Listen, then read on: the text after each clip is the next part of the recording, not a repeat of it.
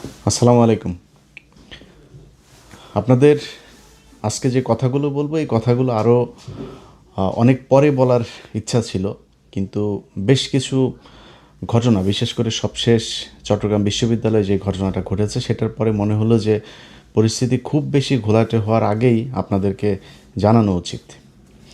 দেখেন, বর্তমান সরকার ক্ষমতায় এসেছে, আমরা কিন্তু আমি সরাসরি কিন্তু বিএনপির বিরুদ্ধে ক্যাম্পেইন করেছি এবং আগেও বলেছি যে যে অবস্থা, বিএনপি এবং জামাত এই দুইটা দলের নাম কিন্তু গেল 15 বছর উচ্চারিত হয়েছে এককভাবে না, যৌথভাবে উচ্চারণ করা হতো।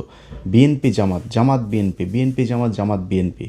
কোনো ঘটনা হইলেই শেখ হাসিনা বলতো নাশকতার সাথে জড়িত বিএনপি জামাত, জামাত বিএনপি, এইভাবেই কিন্তু। অতএব এই দুইটা দল এখন বাংলাদেশের একটা পক্ষ, আওয়ামী লীগ আরেকটা পক্ষ। সেই পক্ষটা নেই, আপনাদের মাঝে একটা বিরোধিতা তৈরি হয়েছে। সেই বিরোধিতা কি? নির্বাচনের বিরোধিতা। সো সেই বিরোধিতায় আমিও একটা পক্ষ নিয়েছিলাম, এবং কেন নিয়েছিলাম সেটা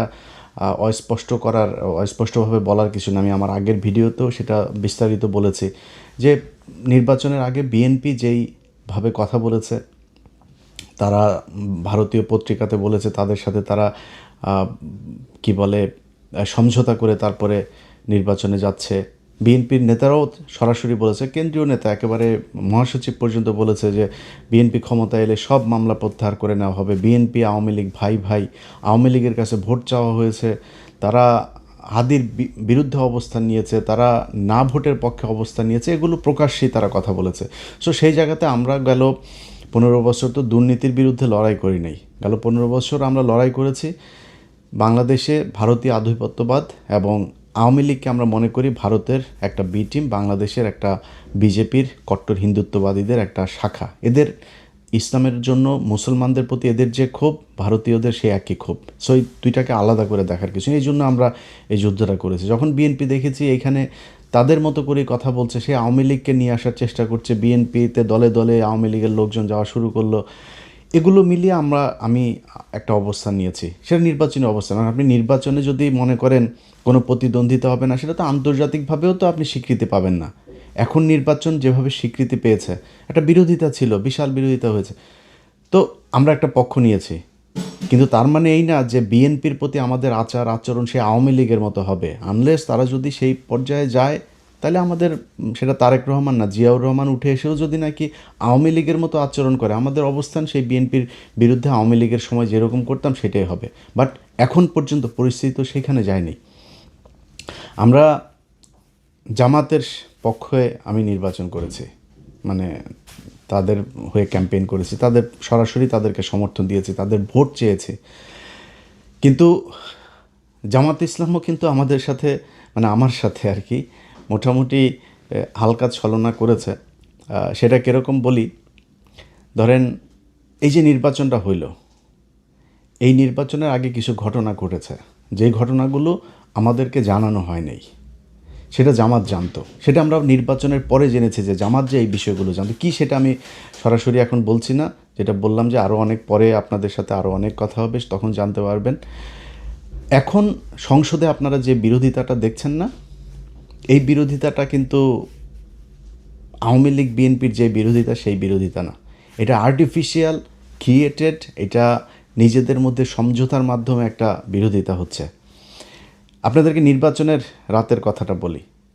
আপনার কি মনে হয় যে নির্বাচনের রাতে জামাত ইসলামকে যেভাবে মিডিয়া কুয়ের মাধ্যমে হারানো হলো, জামাতের এইটুকু শক্তি ছিল না যে তাদের একটা ফাইট করা, তাদের একটা গ্যাঞ্জাম বাঁধানো, তাদের একটা প্রতিবাদ করা, এমনকি গণমাধ্যমে কথা বলার সময়ও তারা কতটা সহনশীল হয়ে তারপরে কথা বলেছে, এগুলো আপনারা মনে আছে।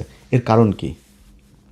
এখন আপনারা যেগুলো দেখছেন সংসদের ভেতরে, আচ্ছা এক এক করে যদি বলি, ধরেন আমাদের ছিল কি, আমাদের ছিল যে আওয়ামী লীগকে যেন ব্যাক করতে না দেওয়া হয়। নির্বাচনের আগে বিএনপি যেমন করেছে, নির্বাচনের পরে কি বিএনপি সেই ধারাবাহিকতা বজায় রেখেছে? তারা নির্বাচনের পরে এসে সেই আওয়ামী লীগের কার্যক্রম নিষিদ্ধ তো রাখলই, সেটা শুধু আপনার অধ্যাদেশ না, সেটাকে আইনেও পরিণত করা হলো।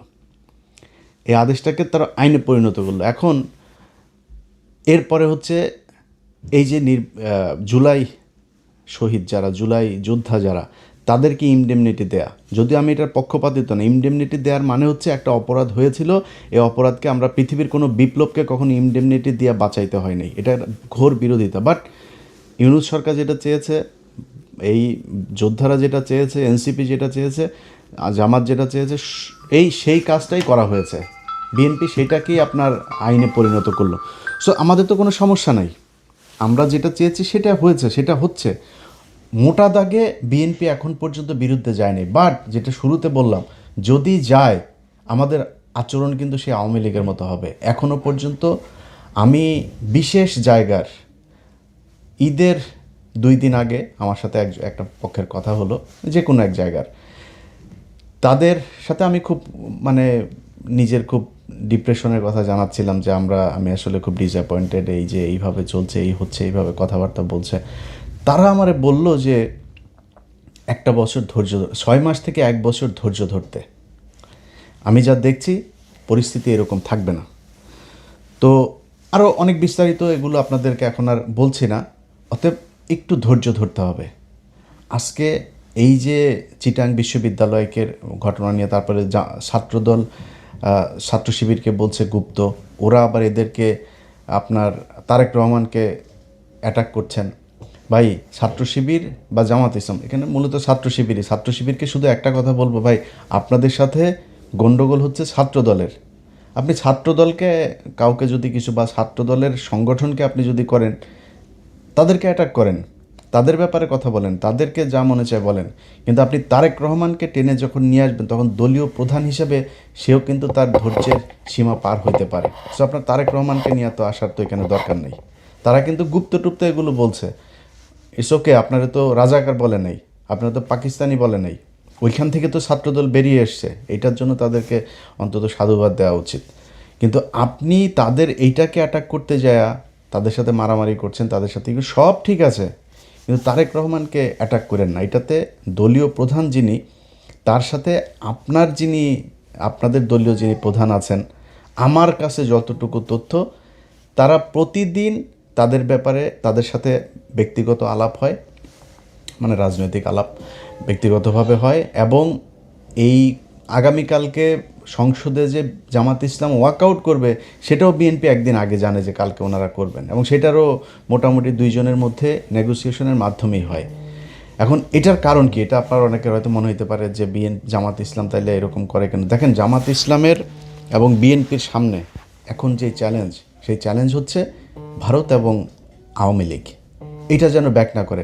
জামাত ইসলামের টার্গেট আওয়ামী লীগকে যতদিন রাজনীতির বাইরে রাখা যাবে, তারা সরাসরি বলি যে 5 বছর যদি আওয়ামী লীগ না আসে, না থাকে, কোনো সম্ভাবনা নেই, আল্লাহর রহমতে কোনো সম্ভাবনা নেই, পৃথিবীর কোনো যৌক্তিক কারণে সমান। আল্লাহ যদি ওহীন হাসিল করে কিছু করে সেটা অন্য জিনিস, কিন্তু আওয়ামী লীগের আগামী 10-15 বছরের ভেতরে বাংলাদেশে রাজনীতি করার কোনো সুযোগ আমি দেখছি না। যদি আসেও, মনে করেন 15 বছর পরে, তাদের ক্ষমতায় আসতে আরও 15 বছর লাগবে। যদি হাইপোথেটিক্যালি কোনো অকারেন্স, কোনো আকাম কুকাম যদি বিএনপি জামাত না করে, তাইলে হয়তো আসতে পারে।